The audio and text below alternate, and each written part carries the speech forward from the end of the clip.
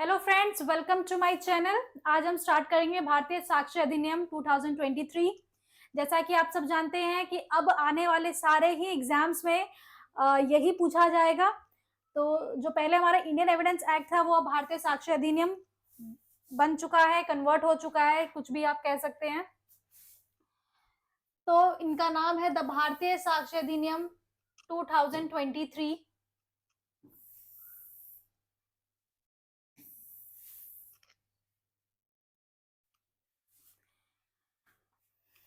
तो पहले कुछ बेसिक स्टार्ट कर लेते हैं, बेसिक जान लेते हैं। बेसिक में सबसे पहले तो ये है कि ये लाया कब गया, तो इसका प्रेसिडेंट का एसेंट कब मिला। इसको प्रेसिडेंट का एसेंट मिला 25 दिसंबर 2023 में, और ये इनफोर्स हुआ आपका 1 जुलाई 2024 से। 1 जुलाई 2024 से जो आपका ये एक्ट नंबर 47 ऑफ 2023 यानी 2023 जो हमारा साल था उसमें ये एक्ट नंबर 47 था। एक्ट नंबर 47 था।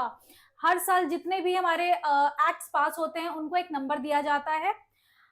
इसका नंबर है 47 of 2023। Now come to preamble. तो प्रियम्बल क्या होता है एंड उसका इंपॉर्टेंस क्या है, यूज क्या है। आपने सुना है कॉन्स्टिट्यूशन का प्रियम्बल। प्रियम्बल बेसिकली एक बेसिक स्ट्रक्चर होता है उस एक्ट का, उसका एक आप कह सकते हैं गाइडलाइन प्रिंसिपल होता है कि वो जो एक्ट है आपको क्या प्रोवाइड कर रहा है, या कभी कोई उसके बीच में कोई भी आप इंटरप्रिटेशन करना चाहते हैं तो आप एक प्रियम्बल से भी उसका इंटरप्रिटेशन करते हैं। तो इसका हम देख लेते हैं। an act to consolidate an act to consolidate and to provide for general rules and principles of evidence for fair trial।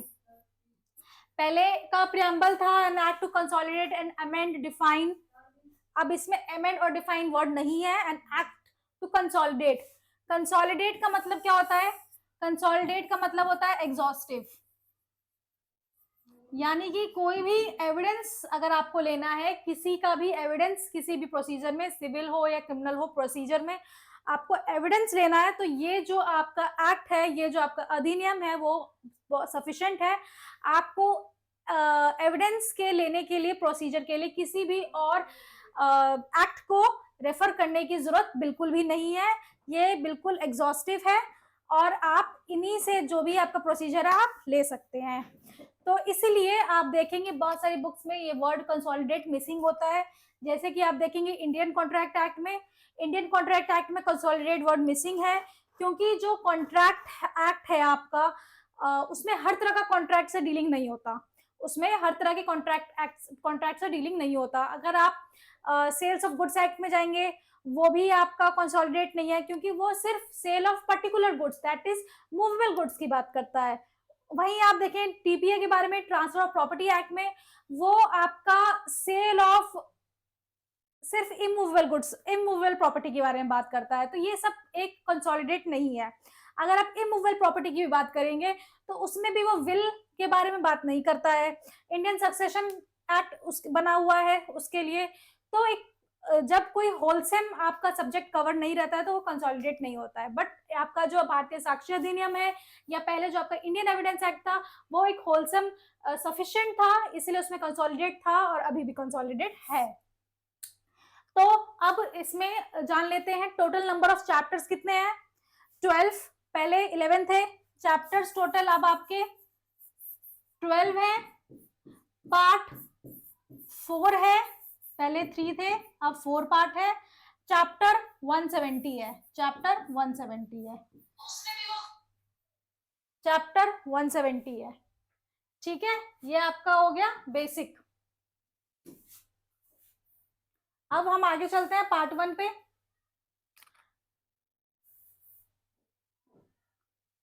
Part 1 पे, part 1 is preliminary. Chapter 1 preliminary starting आपका बताता है कि ये बेसिकली कहाँ पे लागू होता है, किस पे लागू होता है, टाइटल, एक्सटेंट, यही सब चीजें आपको पार्ट 1 में बताई जाती है चैप्टर 1 में। तो दिस एक्ट में बी कॉल्ड भारतीय साक्ष्य अधिनियम 2023 जब आप आगे पढ़ेंगे आपको पता चलेगा ये मे, शैल बहुत ही इंपॉर्टेंट रहता है इंटरप्रिटेशन के लिए। मे का मतलब होता है कि आप उसको, मतलब कोर्ट के पास डिस्क्रिशन होता है इस किसी भी चीज को मानने का। शैल में वो मैंडेटरी होता है बट सब्जेक्ट टू रिबटेबल, अगर आप उसको रिबट कर सकते हैं तो रिबटेबल रहेगा। अब मे मीन्स डिस्क्रिशनरी पावर, बट आप इसको एज अ शैल पढ़ेंगे। मे इसलिए लिखा जाता है क्योंकि पार्लियामेंट अगर चाहे तो उसका नाम बदल सकता है, तो जब पार्लियामेंट उसको पास करेगा तब ये नाम चेंज हो सकता है, बट तब तक के लिए आप इसको भारतीय साक्ष्य अधिनियम 2023 ही पढ़ेंगे। इस मे प्रोविजन को आप एज अ शैल कंसिडर करेंगे। It applies to all judicial proceedings in or before any court including court martial. जो आपका राजस्थान का भी एपीओ गया है, एपीओ में क्वेश्चन आया था कि क्या क्या इंक्लूड होता है, तो इसमें यही आपके ऑप्शंस में थे, court, court martial convened under army act etcetera etcetera, affidavit and all. तो आप देख सकते हैं ये बहुत ही इंपॉर्टेंट है प्रीलिम्स के पर्सपेक्टिव से।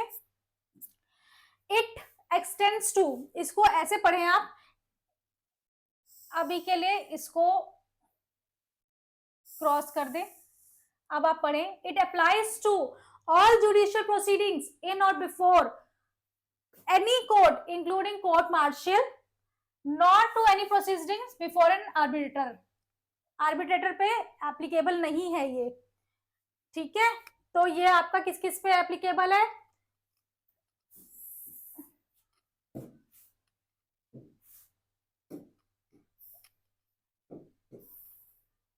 ये आपका किस किस पे एप्लीकेबल है, judicial proceedings, court martial, but not to affidavits presented to any court or officer, not to proceedings before an arbitrator पे और affidavits पे ये आपके लागू नहीं होते हैं। आर्बिट्रेटर्स पे, एफिडेविट्स पे ये आपके लागू नहीं होते हैं। कोर्ट या फिर आपका हो गया कोर्ट मार्शल इंक्लूड कर रहा है, इसलिए स्पेशली अलग से पूछा जाता है, इसको ध्यान रखें। अच्छा, कोर्ट, आप में कोर्ट जो वर्ड है कोर्ट, वैसे तो ये डेफिनेशन में मैं आपको बताऊंगी, बट यहीं पे अभी बताते चलते हैं, मैं वही अभी चेक कर रही थी। कोर्ट क्या क्या इंक्लूड करता है, किसे इंक्लूड करता है, all judicial magistrates, all magistrates and judicial magistrates or any person legally authorized to take evidence,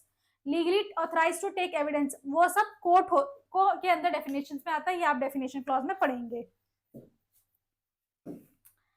अब नाउ एक्सटेंड, कहाँ का, it shall come into force on such date as a central government may by official notification publish in gazette, और ये कब publish किया गया है, 1 जुलाई 2024 से इसे लागू कर दिया गया एज पर दिस क्लॉज।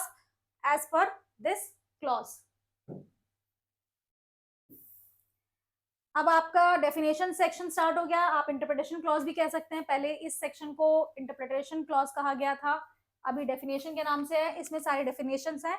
आज की क्लास हमारी डेफिनेशंस तक ही रहेगी, बहुत इंपॉर्टेंट है क्योंकि जानना जरूरी होता है किसका मतलब क्या होता है। देखिए कोर्ट जो मैं बता रही थी आपको, सेक्शन 2 सब सेक्शन 1 का सब क्लॉज ए डिफाइन करता है कोर्ट को। मैंने अभी आपको बताया कोर्ट का मतलब होता है इंक्लूड्स। अच्छा, इसमें दो वर्ड्स होते हैं, मीन्स एंड इंक्लूड्स।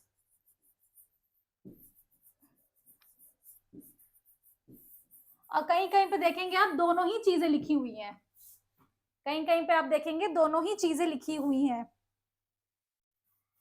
मीन्स का मतलब होता है exhaustive, again includes is not exhaustive, इसमें कुछ चीजें इंक्लूड करी गई हैं, कुछ चीजें बाद में भी इंक्लूड होंगी, और अगर दोनों ही चीज कहीं पे लिखी हुई है तो मतलब हुआ इसका कि इट इज एग्जॉस्टिव। पहले से पेन चला हुआ है। कोर्ट इंक्लूड्स ऑल जजेस and magistrates and all persons, इसको काट दीजिए अभी के लिए, अब पढ़िए।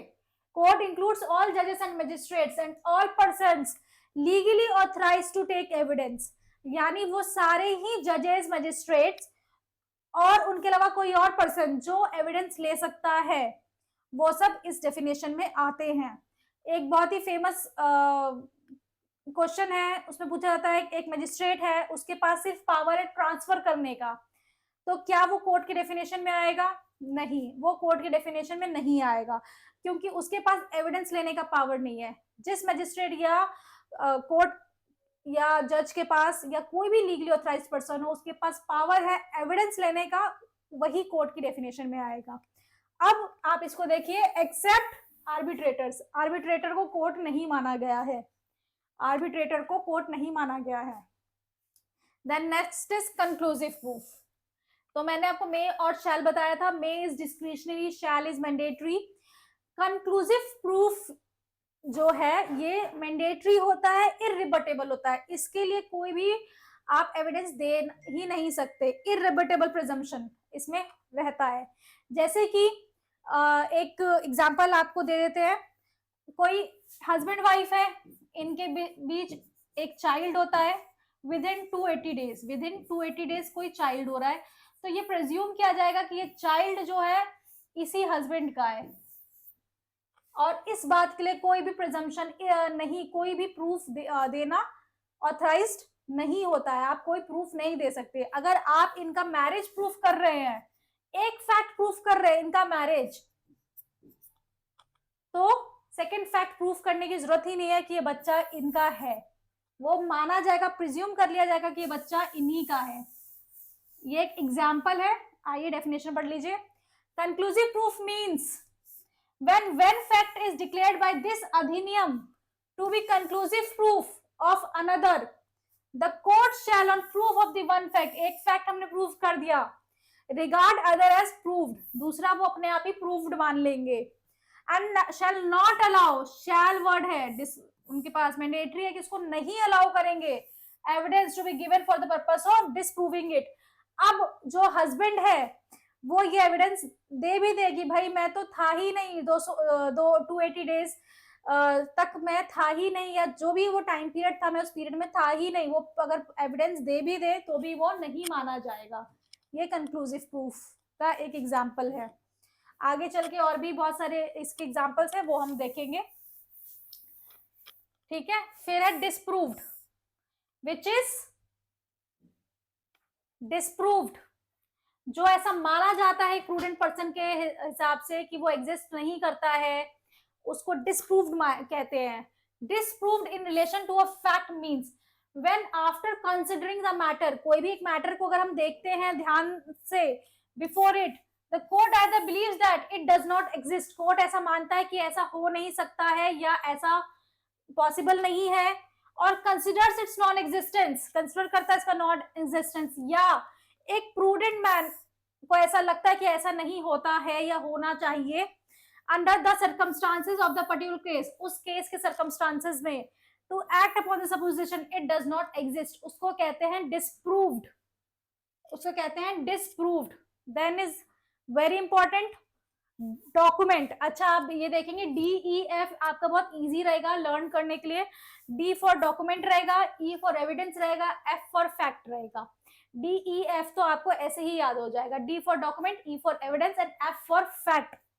F फॉर फैक्ट, पहले ये ABCD नहीं था एविडेंस में, तो इजी रहता था क्योंकि ऐसे क्वेश्चन आते ही नहीं थे, अब पूछा जाएगा क्योंकि अब इसमें सब सेक्शन सब क्लॉजेस हैं, ठीक है।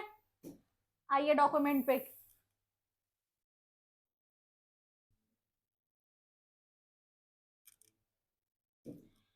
तो document means any matter expressed or described or otherwise recorded upon any substance by means of letters, figures, marks or any other means, or by more than one of those means intended to be used or which may be used for the purpose of recording, that matter includes electronic and digital record। ये सारे जो line है, अब इसमें आप देखेंगे specially ये include किया गया है डिजिटल, ठीक है। तो अगर कोई प्लेन पेपर है फॉर एग्जांपल, अगर कोई प्लेन पेपर है फॉर एग्जांपल, तो और उसमें एक डॉट भी अगर आपने डाल दिया तो वो आपका एक डॉक्यूमेंट माना जाएगा, वो आपका एक डॉक्यूमेंट माना जाएगा। एक सिंगल प्लेन पेपर में अगर एक सिंगल डॉट भी रहता है तो तो कोई भी अगर मार्क्स है, फिगर है, लेटर है, वो सब आपका डॉक्यूमेंट में इंक्लूड किया जाएगा। कोई इंस्क्रिप्शन है, आप ताजमहल जाते हैं उसमें कुछ उर्दू में लिखा रहता है, वो सब आपका एक तरीके से डॉक्यूमेंट माना जाएगा। इसका एग्जांपल देख लेते हैं। जो भी आपका इलेक्ट्रॉनिक और डिजिटल रिकॉर्ड से बहुत ज्यादा फोकस किया गया है इस अधिनियम में, और इसका एक स्पेशल प्रोविजंस भी दिया गया है। पहले आईटी एक्ट के थ्रू कुछ कुछ आपको इंसर्ट किए गए थे, अब उसको अलग अलग एक एक सेक्शन दे दिया गया है। अगर आप इसको कंपेयर करेंगे बहुत ज्यादा डिफरेंस नहीं है, ऑलमोस्ट सेम ही है, बस कुछ सेक्शंस आपके शफल हुए हैं और डिजिटल एविडेंस को थोड़ा सा और इंपॉर्टेंस दिया गया है इसमें। तो राइटिंग एज अ डॉक्यूमेंट, मैं जो लिख रही हूँ ये भी एक डॉक्यूमेंट है। कोई भी वर्ड प्रिंटेड, लिथोग्राफ, फोटोग्राफ, वो भी एक डॉक्यूमेंट है। फिर कोई मैप हो, प्लान हो, नक्शा किसी भी चीज का हो, वो डॉक्यूमेंट है। इंस्क्रिप्शन मैं जैसा बता रही थी, किसी भी मेटल प्लेट पे, स्टोन पे या कहीं भी कुछ लिखा गया है, वो भी एक डॉक्यूमेंट है। Caricature is a document. और an electric record, electronic record, जो आप ईमेल से भेजते हैं, सर्वर लॉग्स, डॉक्यूमेंट्स और कंप्यूटर्स, लैपटॉप, स्मार्टफोन पे भेजते हैं messages, website, locational evidence and voice mail messages. अब व्हाट्सएप पे आप व्हाट्सएप कह रही हूँ, नॉर्मल कॉल पे आप देखते हैं, कॉल कटने के बाद आपको ऑप्शन दिया गया जाता है वॉइस मेल भेजने का। तो जो उस तरीके कोई वॉइस मेल मैसेजेस भी हो, आपका सब डॉक्यूमेंट्स में इंक्लूड किया गया है। ई से मैंने आपको बताया था एविडेंस। मीन्स एंड इंक्लूड्स मतलब एग्जॉस्टिव है, मीन्स भी वर्ड आ रहा है, इंक्लूड भी कर रहा है आपको। ऑल स्टेटमेंट्स, सारे स्टेटमेंट्स जो इंक्लूड करता है statement given electronically which the court permits or requires to be made before it by witnesses in relation to matters of fact under inquiry, and such statements are called oral evidence. अच्छा, include इसलिए कहा गया है, इसमें लिखा गया है all statements including statements given electronically, यानी स्टेटमेंट जो इलेक्ट्रॉनिकली दे रहे हैं आप वो भी, और जो इलेक्ट्रॉनिकली नहीं दे रहे हैं आप सामने सामने दे रहे हैं वो भी, दोनों ही तरह के जो है आपके एविडेंस होंगे उसको ओरल एविडेंस कहा जाएगा। इलेक्ट्रॉनिकली मतलब आप कुछ वीडियो रिकॉर्डिंग के थ्रू, कोई भी आप मतलब वीडियो कॉन्फ्रेंसिंग के थ्रू आप दे रहे हैं वो भी, और आप जो कोई फेस टू फेस दे रहे हैं वो भी आपका ओरल एविडेंस माना जाएगा। अब इसका सब क्लॉज देखिए, ऑल डॉक्यूमेंट्स इंक्लूडिंग इलेक्ट्रॉनिक और digital records produced for the inspection of the court, इधर है अंडर इंक्वायरी, कि कोई भी फैक्ट, कोई भी मैटर ऑफ फैक्ट है इंक्वायरी में, उससे रिलेटेड अगर आप कोई स्टेटमेंट दे रहे हैं तो वो आपका ओरल एविडेंस रहेगा। और अगर आप कोर्ट में को इंस्पेक्शन के लिए दे रहे हैं जो कि आपका डॉक्यूमेंट्री एविडेंस रहेगा, वो आपका डॉक्यूमेंट्री एविडेंस रहेगा। तो अब इसके बाद है fact.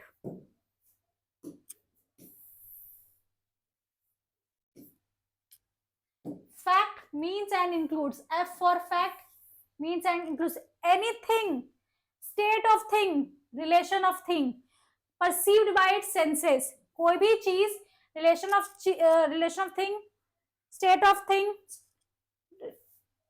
capable of being perceived by senses। senses क्या होते हैं, देख सकते हो, सुन सकते हो, महसूस कर सकते हो, टच कर सकते हो, senses है। इन सब चीजों से अगर आप कुछ भी आप निकाल रहे हैं तो वो आपका फैक्ट होगा।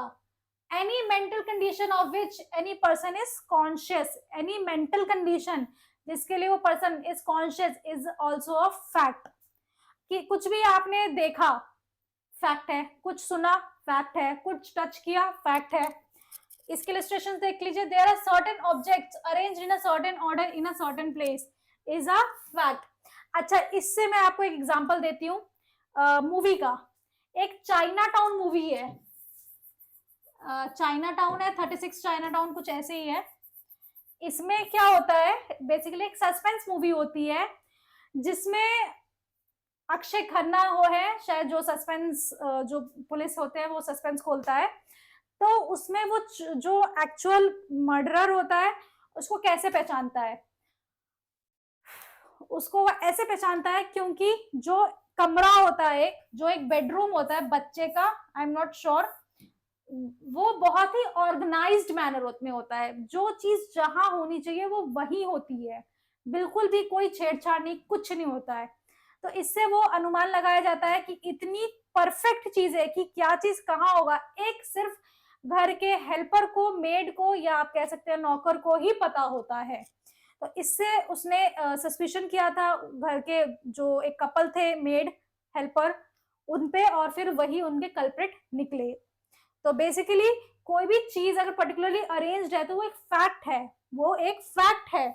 और मर्डर हुआ है और कोई भी चीज कुछ भी इधर उधर नहीं हुई है, सारी चीजें ऑर्गेनाइज्ड है, जहां पे होनी चाहिए वहीं पे है, तो वो एक फैक्ट है। देन पर्सन हर्ड और सॉ, कुछ सुना हो, कुछ देखा हो, फैक्ट है। किसी ने कुछ कहा हो, फैक्ट है।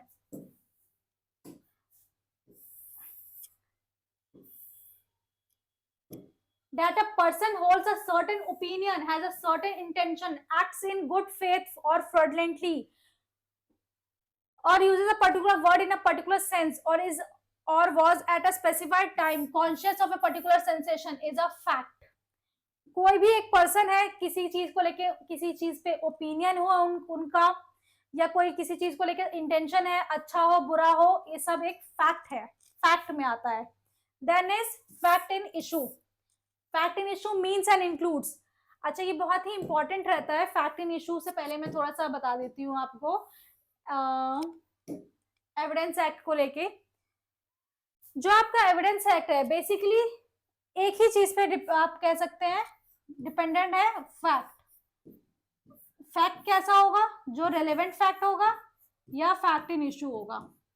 किसी भी चीज का जो एविडेंस दिया जाएगा, किसी भी चीज का जो साक्ष्य दिया जाएगा, वो इन्हीं दोनों के बेसिस पे दिया जाएगा। अब फैक्ट का मतलब ये नहीं कुछ भी देखा सुना फैक्ट है, बट कुछ भी देखा सुना वो एक इररिलेवेंट फैक्ट है। उस पर्टिकुलर इवेंट से, उस पर्टिकुलर इंसिडेंट से रिलेटेड होगा, देखना सुनना ओपिनियन, वो रिलेवेंट फैक्ट होगा, वो रिलेवेंट फैक्ट होगा, और उसी से रिलेटेड आपको एविडेंस देने के लिए एडमिसिबिलिटी रहेगी, परमिशन रहेगा। ये नहीं कि आप कुछ भी एविडेंस देंगे एंड वो सुनते रहेंगे सुनते रहेंगे। कोई भी फैक्ट जो एक जिसपे असर्शन हो और डिनायल हो, वो आपका फैक्ट इन इशू में आ जाएगा, और उससे related fact in issue, relevant fact से रिलेटेड ही आप देंगे एविडेंस। फैक्ट इन इशू क्या होगा, रिलेवेंट फैक्ट क्या होगा, ये सब आगे आप पढ़ेंगे। तो फैक्ट इन इशू क्या हुआ, means and includes any fact from which either by itself or any connection with other facts, या तो खुद वो एक फैक्ट हो या किसी फैक्ट से कनेक्टेड हो। नॉन एग्जिस्टेंस, नेचर और extent of any right, liability, disability, कोई भी राइट, लाइबिलिटी, डिसेबिलिटी या तो असर्ट की गई हो, डिनाई की गई हो। Suit means civil, proceeding means criminal, necessarily follows. कोई भी राइट, लाइबिलिटी, डिसेबिलिटी असर्ट की गई हो, माना गया हो या डिनाई किया गया हो किसी भी सूट या प्रोसीडिंग पे, वो आपका फैक्ट इन इशू में आ जाएगा। एक्सप्लेनेशन सेम थिंग है। whenever under the provision of the law for the time being in force relating to civil, any court records an issue of fact, the fact to be asserted or denied in the answer to such issue is a fact in issue। किसी भी answer में उसको assert किया गया हो, deny किया गया हो, is a fact in issue. ये इसके एग्जांपल्स हैं, देख लेते हैं इसे भी। ए ने बी का मर्डर किया, ठीक है, मर्डर कर दिया। अब ए ने बी का मर्डर किया, इज अ फैक्ट।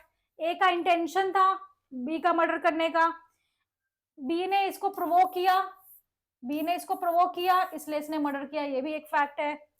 और at the time of doing the act which causes death was by reason of unsoundness of mind, ये इसके पास अनसाउंड माइंड था। Unsound mind means rational judgement करने की कैपेबिलिटी नहीं थी, क्या सही है क्या गलत है, ऐसे केस में उसने उसको मार दिया, तो ये भी आपका फैक्ट इन इशू रहेगा। देन इज मे प्रिज्यूम, आज के लिए इतना ही रहेगा। मे presume, H is may presume, मैं ये स्टार्टिंग में बता ही चुकी हूँ आपको कि मे presume is discretionary upon the court, इसको रिबटेबल प्रिजम्पशन रहता है ये, इसके लिए अगर आप कोई प्रूफ देते हैं रिबट करने के लिए तो वो एक्सेप्टेबल रहेगा। whenever it is proof provided by this अधिनियम that the court may presume a fact, it may either regard such fact as proved unless and until it is disprove, जब तक उसको डिस्प्रूव करने के लिए कोई फैक्ट नहीं दिया जाता है, कोई एविडेंस नहीं दिया जाता, उसको प्रूव मान सकता है कोर्ट, मान सकता है कोर्ट। वहीं आपने पहले शैल पढ़ा, उसमें अच्छा आगे पढ़ेंगे शैल, इसमें क्या होगा, wherever it is directed by this अधिनियम that the court shall presume a fact, it shall regard such fact as proved, shall उसको proved ही माने कोर्ट, जब तक तब तक उसको कोई रिबर्टेबल करने के लिए, रिबर्ट करने के लिए कोई एविडेंस ना दिया गया, unless and until it is disproved। अब नॉट प्रूव्ड क्या होता है, जिसे प्रूव ना किया गया हो, ना प्रूव किया गया हो, ना डिस्प्रूव किया गया हो, वो होता है not proved. A fact is said to be not proved when it is neither proved nor disproved, ना प्रूव किया गया ना डिस्प्रूव किया गया, तो वो आपका नॉट प्रूव्ड होता है। देन जे प्रूव्ड, प्रूव्ड किसे कहते हैं, a fact is said to be proved when after considering the matters before it the court either believes it to exist or considers its existence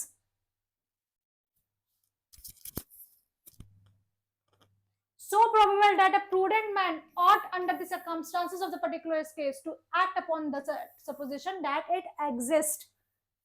यानी वो कोई भी फैक्ट जो एक मैटर किसी मैटर को कंसिडर करने के बाद उसमें बिलीव करता है कि ऐसा हो सकता है, या एक प्रूडेंट पर्सन बोलता है कि ऐसा हो सकता है, तो उसे हम प्रूव्ड मानेंगे। इसी का अपोजिट था डिस्प्रूव्ड में, मैंने प्रूडेंट मैन सपोजिशन रहता है कि वो ऐसा कुछ एग्जिस्ट नहीं करता है, तो उसको डिस्प्रूव्ड मानते हैं।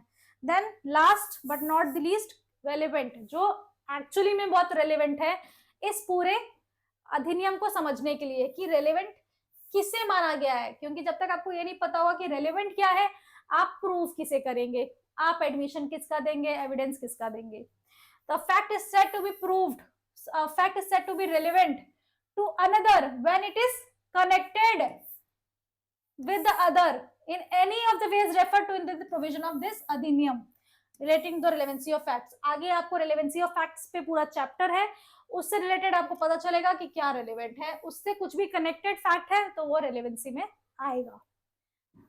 अब ये आपका एक है इंटरप्रिटेशन, कोई भी आप देख सकते हैं, ये सिर्फ जे के एल तक ही है, इसके अलावा भी बहुत सारे वर्ड्स हैं, बहुत सारे वर्ड्स हैं इसके अलावा भी जिसका डेफिनेशन नहीं दिया गया है। और अगर आपको कोई डाउट है कि इसका एक्चुअल मतलब क्या है, तो आप उसको IT act, information and technology act 2000 से ले सकते हैं, भारतीय नागरिक सुरक्षा संहिता और भारतीय न्याय संहिता, आईपीसी और सीआरपीसी है ये आपका बेसिकली पहले का, वहां से आप उसके क्लॉजेस ले सकते हैं, जैसे ऑफेंस हो गया, और भी बहुत सारे वर्ड्स हैं जो इसमें डिफाइंड है, बट इसमें इस अधिनियम में डिफाइंड नहीं है, वो आप इस क्लॉज, इस सबसेक्शन के थ्रू यहां से ले सकते हैं। आज के लिए इतना ही, फिर आगे कंटिन्यू करते हैं। Thank you so much.